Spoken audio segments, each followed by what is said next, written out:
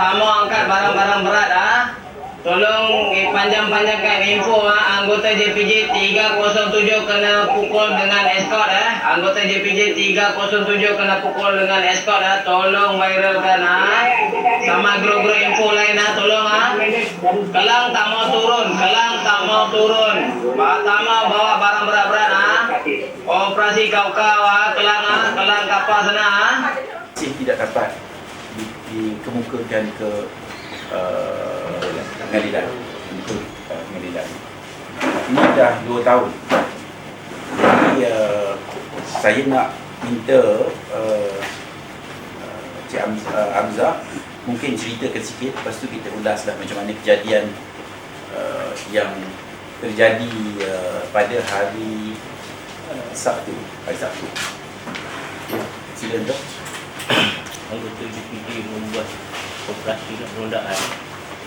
Lepas tu dia menahan sebuah lori untuk tindakan. Tapi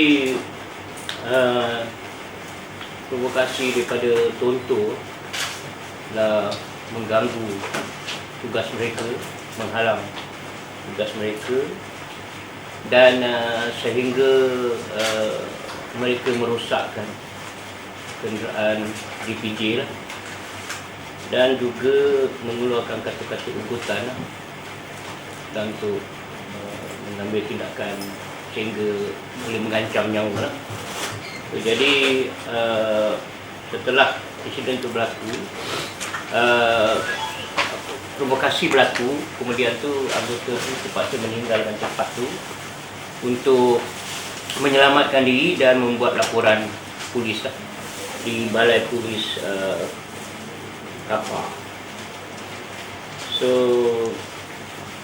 kita berharap supaya pihak polis menjalankan siasatan yang lebih terperinci, kerana kami beranggapan bahawa ancaman Tonto ni bukan baru ni, dia dah berlarutan.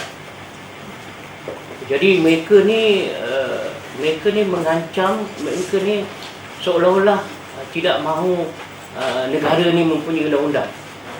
Mereka nak undang-undang sendiri. Jadi kita rasa dah sampailah masanya pihak-pihak berkuasa berkaitan untuk mengambil tindakan dengan lebih drastik dan mengenakan hukuman yang lebih berat. Kerana mereka ni dia tak kisah kalau setakat denda ni. Kalau boleh kita cadangkan penjara, hukuman penjara yang lebih berat pada mereka supaya dapat menjedak. Ini adalah keselamatan untuk semua. Untuk semua. Sebab kita tengok apabila kita lemah dalam kekuasaan akan berlakulah lori hantu keluar kawasan, kan? Lori bawa lebih muatan dan laju. Itu semua akan mengancam nyawa termasuk pengguna, termasuklah kaum keluarga kita juga nanti. Jadi saya berharap supaya, sebab tu saya minta Persatuan Pengguna menyokong kita punya saranan dan cadangan. Mungkin 5-6 tahun dahulu saya biasa ada pernah bawa Tuan Hamzah pergi berjumpa menteri, kerana ketika itu pun memang sudah ada ugutan yang mana menjadikan pihak kuasa ni tak boleh nak buat apa-apa. Dia pun tak takut, Tonto pun jadi gelak aja kat dia. Jadi sebenarnya kita pun tak seronok juga penguatkuasa kita digelak dia orang, tak ada boleh buat apa-apa pun. Kerana mungkinlah kita pengguna tidak ada kaitan, okeylah, bukan dia dikejar pengguna kan. Tetapi kegagalan mereka mematuhi undang-undang itu akan merosakkan kita. Contohnya tayar tercabut yang di Pahang, langgar orang. Memang dia tak ada kena-mengena, tapi tayar tercabut yang kena, yang matinya pengguna lah, rakyat Malaysia juga. Yang baru ni yang berapa puluh kereta motor jadi orang kita juga kena. Jadi kekuasaan itu perlu. Tetapi sebenarnya kita semua pun tahu sebenarnya aduan yang sama ataupun masalah yang sama dihadapi oleh custom. Boleh tanya custom macam mana mereka kurang ajarnya, mereka perlu ugut whatever lah. custom, majlis-majlis daerah, KPDN, KK. Sekarang kan macam KPDN, KK tu dia orang boleh tunggu kat depan ni je. Kat bawah ni KPDN jabat kat atas, bila kenderaan KPDN keluar, dia ikut lah. Di bawah ni je, depan ni je. Dan ini pun telah berlaku bertahun-tahun. Sebenarnya tuan-tuan ni dia kaedah kedua. Bila penguatkuasa tak ambil duit, tak boleh dibayar, jadi dia ikutlah pasal dia nak menjaga dia tali barut kepada sedikit-sedikit perjudian, pelacuran, barang tiruan, apa lagi, persundalan, segala benda ni lah.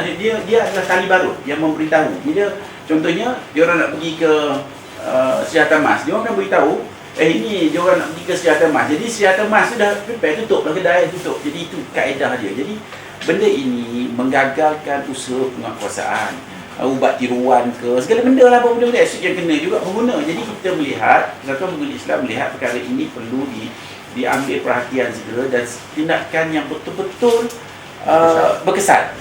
Ya, yang berkesan, yang tidak lagi memberi peluang kepada tontok ini untuk menjadi lebih besar. Percayalah ya, kalau kita tak ambil tindakan sekarang, 10 tahun lagi mungkin tak boleh nak buat apa-apa dah. Dia dah jadi terlalu besar dan terlalu kuat.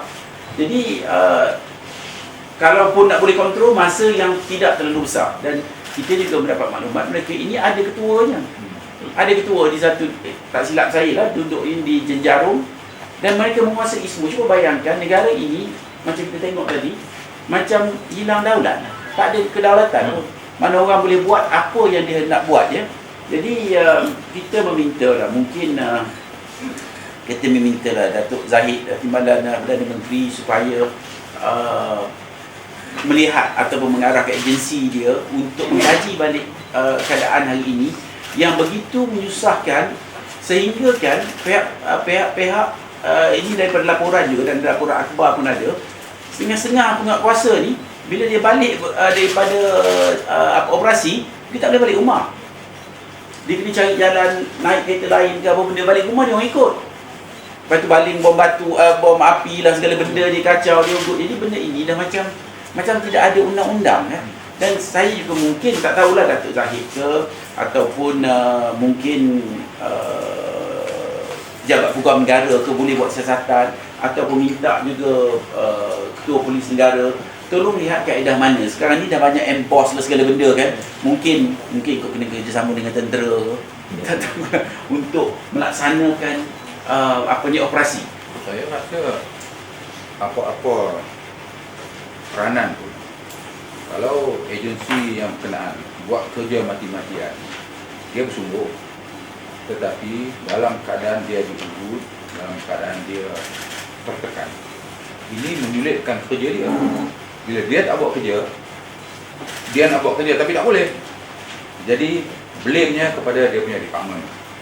Itu satu. Yang kedua, dalam apa situasi pun, kerajaan sama ada yang melaksanakan tugas-tugas penguatkuasaan ini, dia mesti dilihat berkesan, must be effective.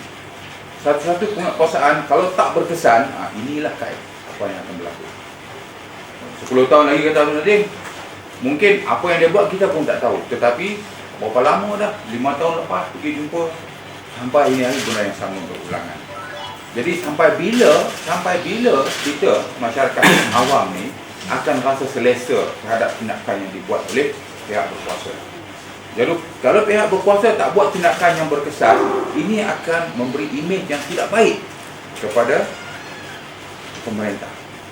Jadi itulah saja yang saya nak bagi tahu sahaja tu ya. Pengalaman kita kalau buat satu-satu tindakan mesti berkesan. Kalau orang dah takut kat kita, tak payah cakap apa-apa lah. Bungkus sajalah.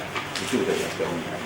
Saya melihat permasalahan tonton ni, dia dah berlaku berpuluh-puluh tahun yang lepas. Apabila masalah ni berlaku, soal laporan polis, polis tidak mengambil tindakan, ataupun polis tak ada kuasa untuk mengambil tindakan, kerana tonton ni mempunyai kuasa yang lebih dahsyat daripada KDN. Seolah-olah ada satu kementerian baru yang diwujudkan yang tidak, no. Ni honest. Seolah-olah dia createkan satu kementerian yang tidak diiktirafkan oleh kerajaan, dan menguasai kerajaan yang ada pada hari ini. So maknanya KDN ni tak ada upaya, tak ada kuasa untuk mengambil undang-undang.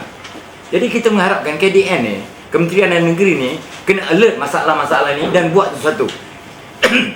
Jangan sampai rakyat ketawakan Kementerian Dalam Negeri, kerana Kementerian Dalam Negeri menjaga soal keselamatan dalam negeri kita. Apa yang berlaku adalah soal keselamatan, melibatkan seluruh individu yang dipanggil pengguna. Atas dasar itulah pengguna hari ini melibatkan diri dalam soal isu tonton untuk menyelamatkan keadaan. Sebenarnya dalam soal tonton ni bukan baru, dan saya akui saya sendiri bekas pegang kerajaan yang mana saya pun tinggalkan kerajaan kerana masalah ni daripada zaman saya di kerajaan. Saya berani minta beratkan perkara ini. Sebenarnya ada juga segelintir, saya beritahu segelintir isu tonton yang berani ataupun perkara-perkara yang berani menentang perbuatan kerajaan ini sebab tu segelintir dengan perkara kerajaan atau kerajaan yang mengambil rasuah. Dan ini isu dia sebenarnya. Jadi saya lalui sendiri perkara ini. So saya setuju dengan Datuk Seri Amir cakap. Jadi kita minta pihak KDN ataupun kemudian yang terlibat dengan perkara ini supaya beri satu peranan yang lebih efektif, lebih berkesan lagi. Sebab saya percaya kalau hari ini kita contoh dan benda ni akan berlaku satu hari esok, mungkin reporter pula diganggu. Dan macam saya pernah berlaku 4 tahun lepas, 5 tahun lepas, depan mata saya KP dan KK ke isu CD haram. Depan mata saya tonton ikut dan kepung kereta dia orang semaju, dan kami rasa terpanggil NGO, kami pergi, dan bila kami pergi tadi kami kesian dengan kerajaan dan akhirnya kami mengambil tindakan yang out of law. Kami bergaduh kat situ dan akhirnya pegawai tonton tadi, pegawai tonton lah, kan. Jadi pegawai KPDNK berkenaan mengucapkan terima kasih. Dan lepas sehari 2 hari itu pegawai kerajaan dapat contact number, so kami pergi pula. Sebab apa? Dia dah terbalikkan cerita kononnya kami yang something. Ini perkara yang kami nampak benda ni lebih teruk lagi kalau kita tidak ambil peranan masing-masing. Dan saya lihat, saya percaya ramai kakitan kerajaan, pegawai kerajaan mengikut agensi masing-masing. Mereka mempunyai semangat yang tinggi untuk menentang jenayah dan pelbagainya. Tapi disebabkan perkara begini, sebab kata Datuk tadi, balik kerja terpaksa naik kereta lain, lepas tu balik rumah takut-takut. Saya percaya ini memang berlaku, dan mereka pun memikir keselamatan keluarga mereka. Ini yang berlaku. Dan kena pula kadang-kadang pegawai kerajaan ni sikit daripada bangsa Cina dan India. Dan ini lagi kadang-kadang diikut tak nak bunuh lah, macam-macam ini berlaku.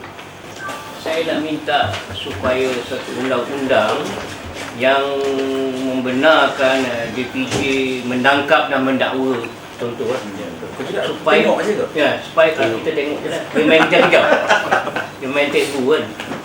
So jadi kuasa tu kalau ada terus mendakwa lah, tak perlu bawa ke agensi lain untuk Dia dakwa. sekarang agensi yang mendakwa polis lah ya? Polis.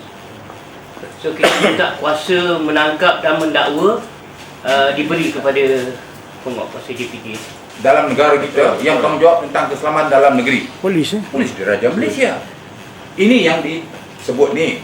Kalau polis sendiri yang ada tu tak buat apa-apa, apakah JPJ nak boleh pergi nak menangkap? Kalau ada kuasa menangkap pun dia nak tangkap siapa? Nak menangkap ni kalau kereta ditahan tak lama yang tonton berkumpul apa semua, itu mungkin. Soal tonton ni dia mempunyai sindiket, dia ada ketua dia. Jadi kunci dia ni harus kita berteras. Bila kunci dah tak ada, anak-anak buah dia tak adalah mengayau. Kan? Betul. Jadi KDN kena selesai dengan masalah kunci ni tadi.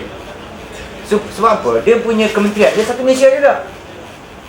Kuasa yang dia ada ni, yang tidak iktiraf ni, satu Malaysia. Jadi kalau menteri dia kita bunuh, yang tidak diiktirafkan yang tadi, habis lah. Habis dah buahannya. Department dia tak ada lah. Sekarang ni department dia melambat ni. Bagi pengguna yang ingin mengemukakan sebarang aduan, sila hubungi alamat dan nombor telefon yang tertera.